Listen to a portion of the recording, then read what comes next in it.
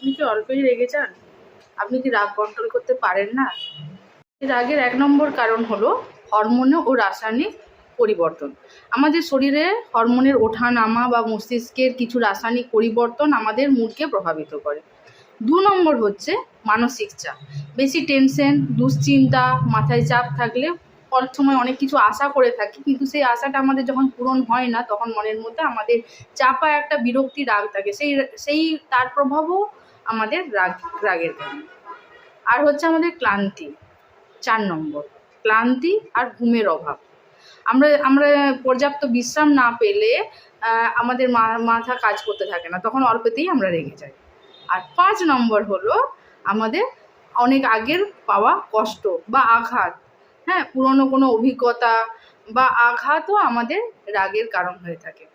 তো সংক্ষেপে একটা কথা বলতে পারি, যেটা হচ্ছে রাগ শরীর ও মনের একটি প্রতিক্রিয়া, যা আমাদের অসন্তুষ্টি, ব্যথা আর হুমকি অনুভব করি আমাদের মনের মধ্যে রাগ সৃষ্টি করে এবং আমরা প্রচণ্ড পরিমাণে রেগে যাই। ধন্যবাদ।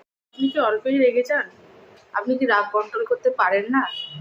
রাগের ১ নম্বর কারণ হলো হরমোন ও রাসায়নিক পরিবর্তন।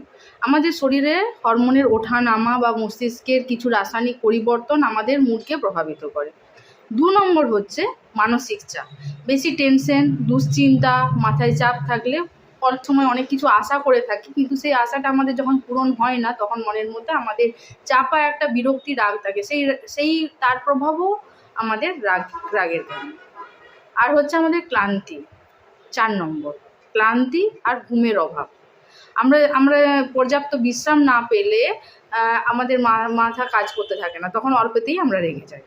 আর ৫ নম্বর হলো আমাদের অনেক আগের পাওয়া কষ্ট বা আঘাত, হ্যাঁ, পুরনো কোনো অভিজ্ঞতা বা আঘাতও আমাদের রাগের কারণ হয়ে থাকে।